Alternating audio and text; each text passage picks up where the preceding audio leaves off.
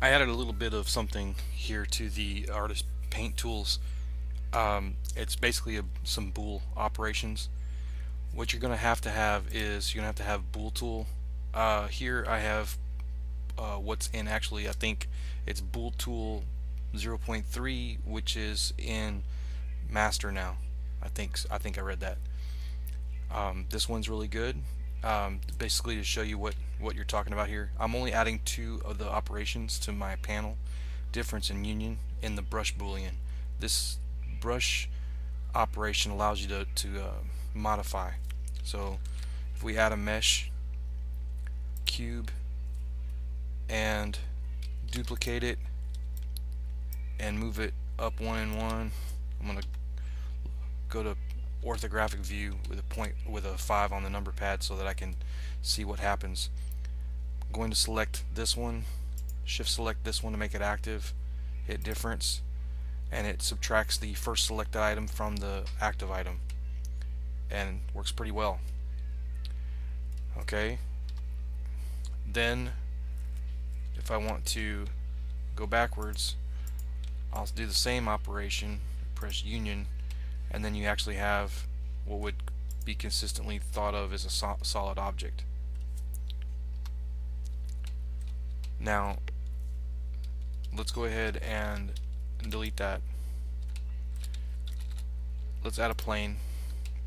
Let's try the same operation.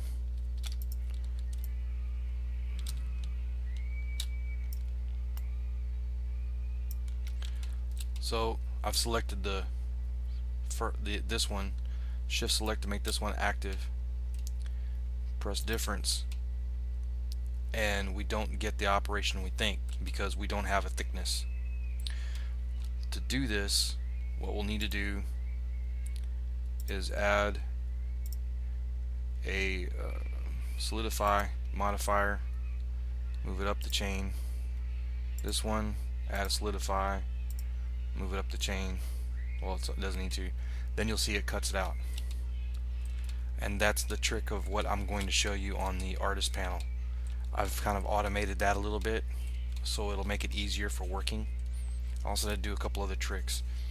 If we've got time, I want to cover something else that I'd like to look at, something interesting that's maybe coming in the future. It might be easier for a lot of other artists to use rather than using actual geometry. Well, it'll still be geometry. So let's go ahead and select all of it and delete it. I'd like to go ahead and just start a new project. So here in the UV image editor, I'll go ahead and make a 1920 by 1080 image, and on the value I'll just make that a 0.5. I'm going to call that my canvas 1. Hit OK. Now that we've got an image, I'm going to save it to my desktop with just RGB, no alpha. Save it. And I'm doing that because I want to actually bring it in as an object, but I want to be able to continuously save it. So now that we've got that, I'm going to delete that. We're going to turn on our Blender, our Artist Paint Tools add-on, import the canvas.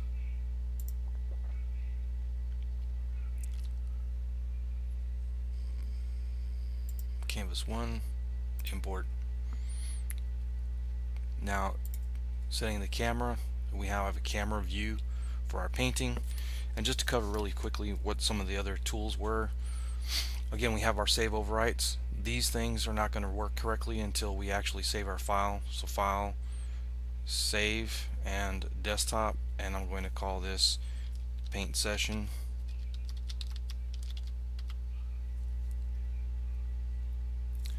And that way we can work with that later. I'm not really going to need that for the demonstration though. Here in Special Macros we have our Create Brush Maker scene and our 3D View Align. These are actually very usable for working with a 3D object.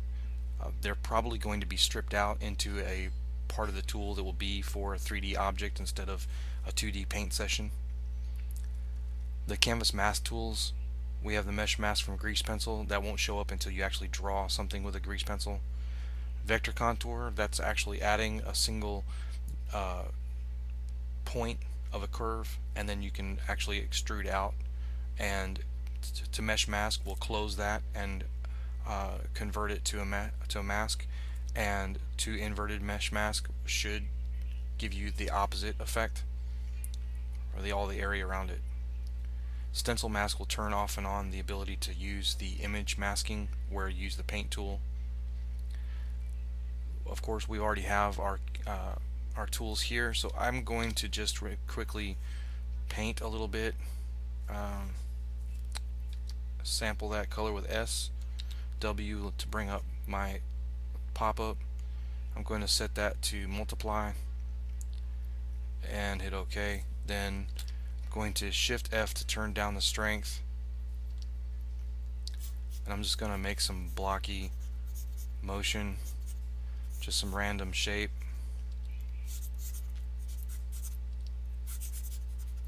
This isn't really a painting exercise so much as to show you what's available here in the tools. Later on I'll have more time, then I'll spend some time just working on project stuff, and I'll share that. I do have a couple of stories that I'm working on the side, and I need to do illustrations for those stories. They're just personal projects, so hopefully I'll be able to share some of that.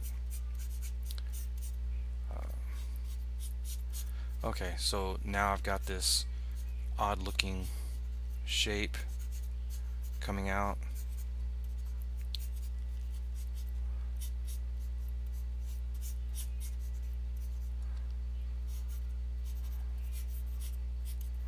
Okay, so we've got something here. So the controls here for the mirror, horizontal, vertical, new, these are pretty easy to understand. If you want, just right click your camera, that gives you your cursor, then place your cursor wherever you want that to be. So like back here on this shape, I'm going to set the cursor there, and then I'm going to right click my canvas again. Then I'm going to set up to make it horizontal and vertical, so we work around that center, and I'm going to Shift F to increase all the way. Then oops, I don't think I set the curve. Let me Control Z to get back up. That should still be, yep, it's still there. So press this button, new, and that'll set the cursor there. So now we start working here and get a better idea what we're working with.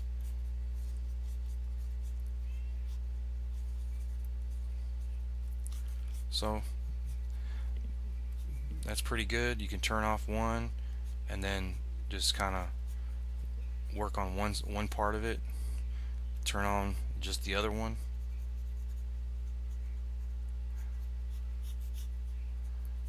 And work out a shape this direction, something that's only this side, then back again,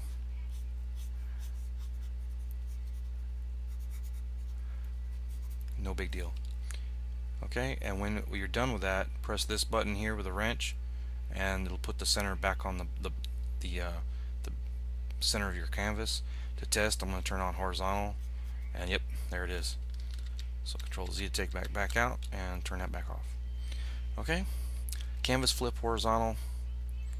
It's pretty good. It does work with paint. It's not something that's just a physical reference, but an actual moving your canvas inside your camera range. Also, canvas flip vertical. If you're working with a reference that you're gonna flip upside down and make sure that your work is matching correctly, get your eyes looking correctly, that's very valuable.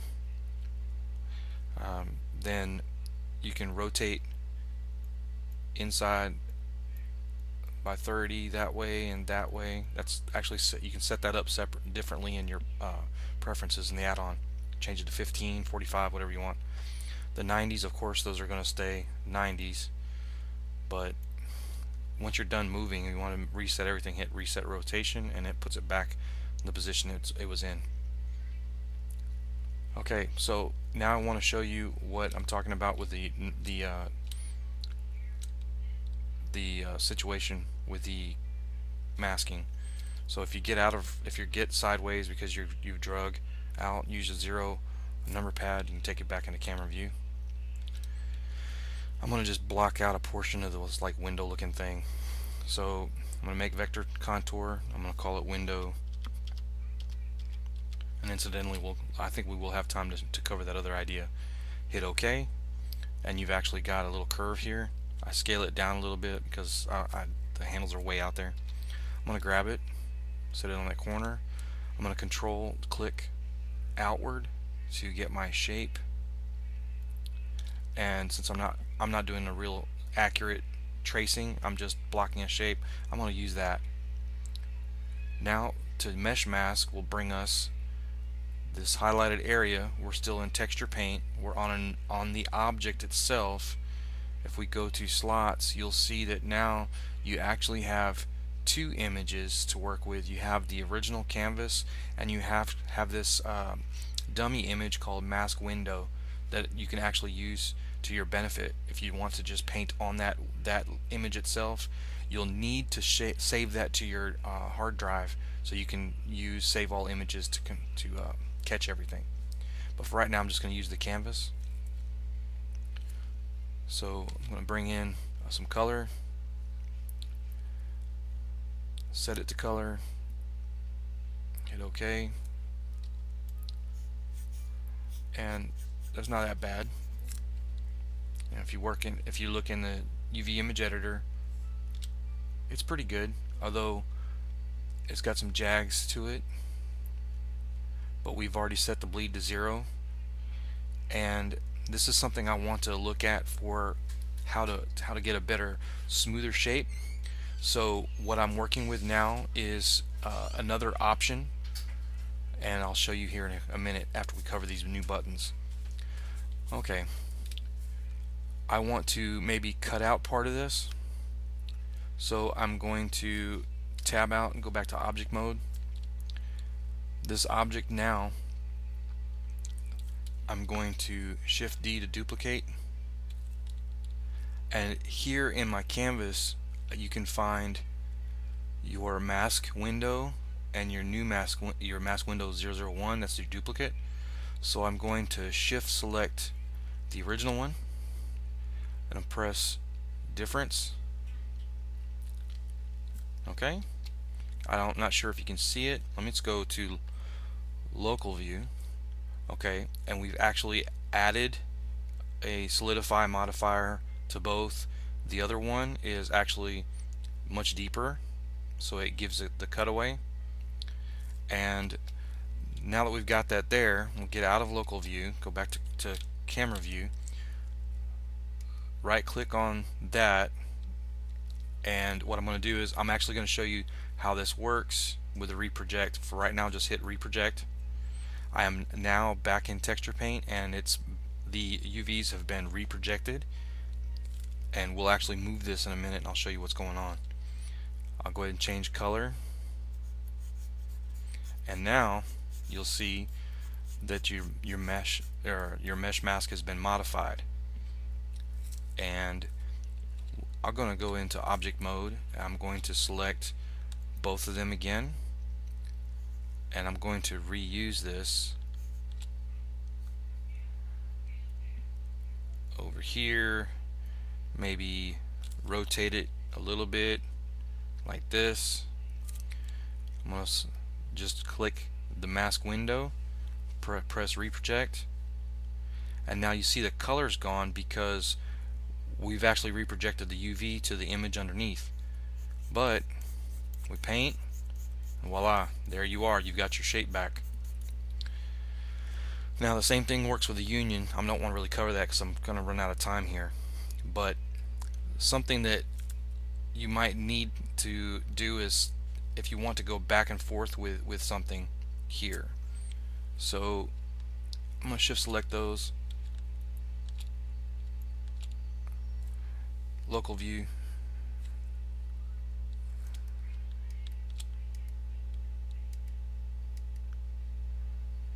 I'm going to select that, shift select that, local view. Okay, what I want to show you is what happens over here with this button. You'll have to do one at a time, and I would suggest making sure that you select your Boolean brush first because it is non-visible. Press this button here, and if I can get it to hold for a second, my hand's not steady. There, remove modifiers, but only removes one at a time. Remove modifier, this, and then we get that one. Remove modifier. Unfortunately, that one seems like it kept it.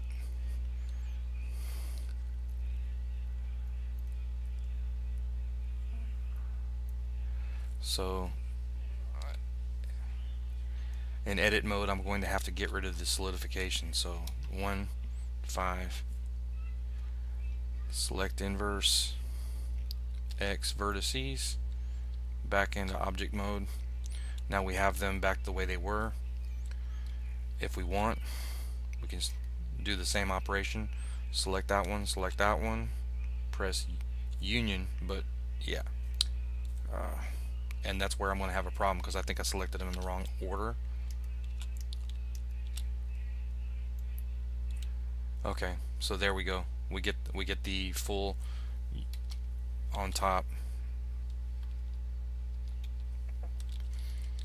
Now we can select this, hit reproject, and then you get your full shape. And that's based off the same mask, so we haven't deleted masks and created masks. We're actually just reusing the geometry. Okay, now I want to show you something that actually is pretty cool, and I am going to actually delete the objects that we were working with because I want to show you something that's going on in the background. In the 20th layer here, we actually have a curve object that is our original curve in 2D, and it's in position in the exact same position where we drew it. So an interesting thing is that we can set our object to have a new material, all white, shadeless. And I want to automate this as well, but it's something I'm going to have to look at. And then with a world, I want to make sure we bring that all the way black. And I'm going to confirm that we have, for shading, we have sky. Yes. Okay. So as long as I've got 100% here, we'll get a pretty good fine edge, and pressing F12 will get me a good mask. So I'm going to save that.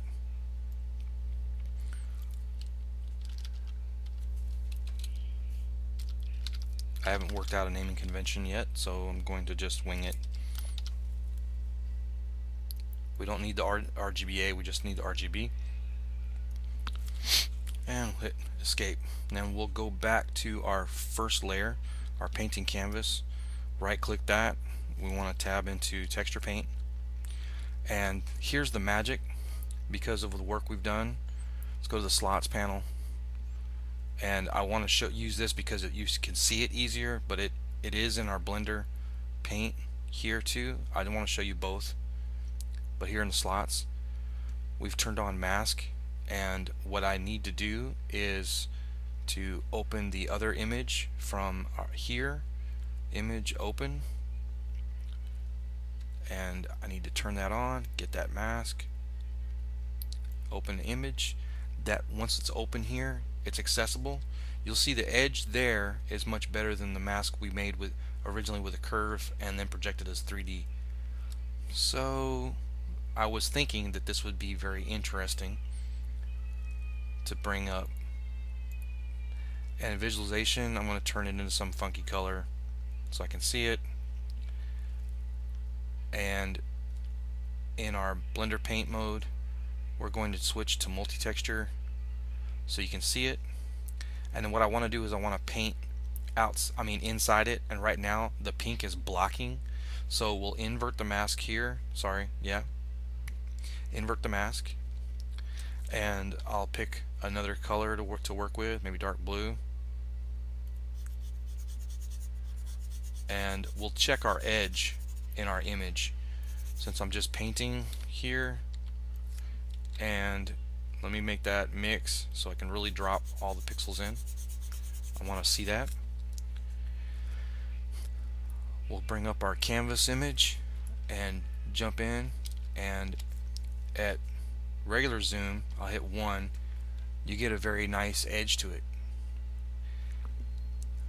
Another thing I was looking at was, hey, if that's really that usable, what if we were able to bring in the composite node? So I would take node editor, compositor, use nodes, Shift A, input, image, Shift A, output, viewer, backdrop, bring in our mask. I'm going to move that around.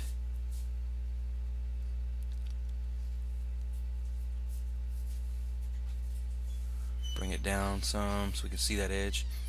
Now this is the part that's incomplete, so you actually have to output this as a saved item. So you'd have to bring up viewer here so you can do something with it. Shift A, add a filter, or like here I was going to just put a blur.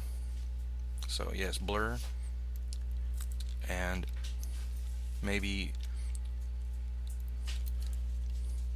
50 both directions. It softens it out pretty good. And there I thought, well, that would work if we could bring it in. So I came in here and I looked, and we have a viewer node, but when you do, it doesn't actually work. See, there's no way to invert it or use it or anything like that. It's not possible. So you'd have to output this like image, save as image, canvas mask up 1, save, then image, open that image,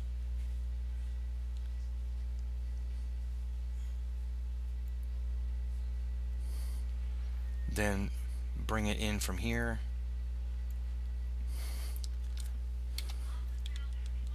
and so then you could actually paint with your pixels there mixed,